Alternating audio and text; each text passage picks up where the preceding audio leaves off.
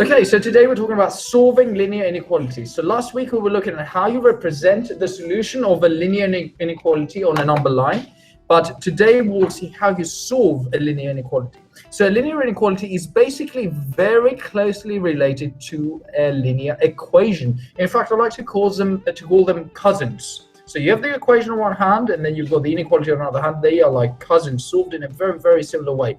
But something we need to keep in mind here is this: you can add or subtract on both sides, no problem at all. But we have a bit of an issue when we multiply and divide. So the thing we need to remember is this: you can multiply and divide by a positive number, no problem whatsoever. But when you do that by a negative number, the inequality changes. Now, this happens because of the very simple fact that, for example, if you have 5 is greater than 3, everyone knows that. Now, what happens between -5 and -3? What's the connection between those two? Well, I think, again, that you remember that when 5 is greater than 3, and that's absolutely fine, we know that, -5 and -3 have the opposite connection. -3 is in fact larger than -3 is in fact larger than -5. So basically we have to swap the inequality when we multiply by a negative number. This happens if I were to represent this on a number line. Well, 5 is here and 3 is here. So 5 is greater than 3.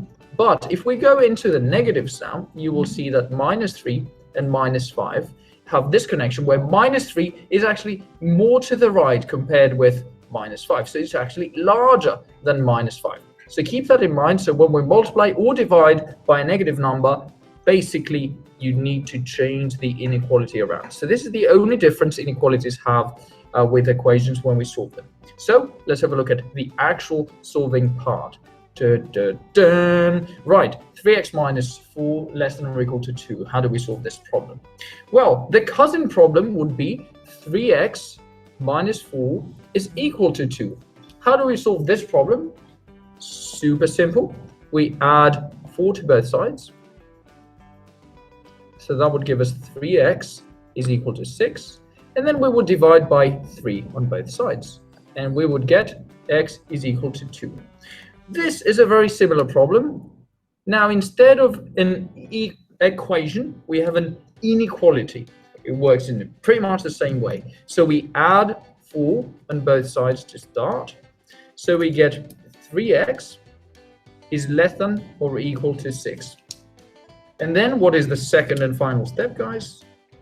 We want to find x. We don't want to find 3x. So we just divide both sides by 3, which allows us to say that the final answer, if you divide by 3, is x is less than or equal to 2. So what is the difference between this problem and the problem up there, which is the cousin problem?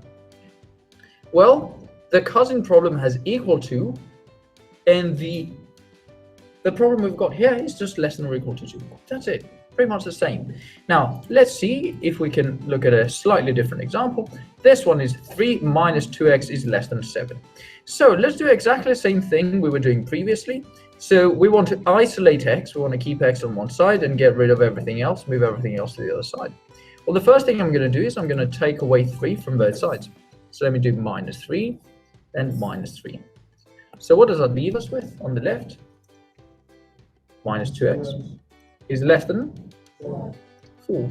7 minus 3 gives you 4. Okay, and now what do we need to do? Not add 2, because remember there's a tiny invisible times here.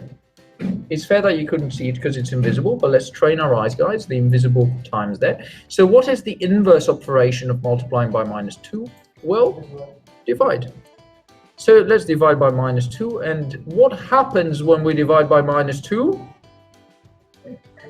The inequality changes. Okay, so it's swapped, because we said previously when you pass a negative on both sides, when you multiply or divide by a negative, that inequality changes. It changes everything. So on the left we will have x, then we have greater than, and then on the right 4 divided by 2 is 2. So what is 4 divided by -2? -2. So final answer here would be x is greater than -2. So that was pretty much how you solve an inequality. And then they said, well, we also want you to represent this on a number line. Very simple. Just draw a number line, put a 2 there, and remember this is what we were doing last week. We need a solid circle because it's less than or equal to, and you want your arrow pointing to the left. Then on the other one, you need a number line. You put your -2 there. You want a hollow circle, and you want your arrow pointing to the right. Same as the inequality. Remember the inequality pointing to the left, pointing to the left, inequality pointing to the right, pointing to the right. That is pretty much an introduction to this paragraph, the last paragraph we're looking at here. And then let's move on to the second example we've got here. So the problem here is this. X is on the right and we want it to be on the left. So we will somehow have to deal with this problem. So any recommendations how we would deal with that? Yes? Plus 2x, brilliant, that's it. So let's add 2x on both sides. So that will allow us to say that on the right, the x will disappear, but what happens on the left? On the left, we have -5 plus 2x. So all we have to do is write it down, -5 plus 2x, and that's less than 9. Why? Because -2x plus 2x gives us 0 lots of x, or 0 or nothing, so we don't have to write anything down there. Right, so here the annoying bit is the -5. This should be on the other side. So what do we do with that -5? Add 5 to cancel it. Exactly, so let's add 5 to both sides. So what does that give us? Well, it gives us just 2x on the left because the -5 and the +5 will cancel each other out, disappearing into outer space. And then on the right, 9 plus 5, 14. Easy peasy, lemon squeezy. Last step, we want to get rid of that 2. So what do we do here? Divide by 2. Why is that? Why divide, not minus? Because of the invisible? Exactly. All right, so that's pretty much it. We divide both sides by 2, so we get x is just less than 7. Boom. So that would be our final answer. Did they also say represent this? Yes, they did. They said solve for x and graph your solution. So graph your solution. Wow, let's graph the solution. Sounds very fancy. So you put a little 7 there. You put a circle above, which is going to be hollow, because they said strictly less than, not less than or equal to. So boom, arrow pointing to the left, and we are done. All the x's which are less than 7 satisfy this inequality. Okay, what else have we got here in terms of examples? I think we've got one more. So the most challenging question out of all of the ones we have seen today. This is called solving a linear inequality which has unknowns on both sides. Sounds quite challenging and advanced.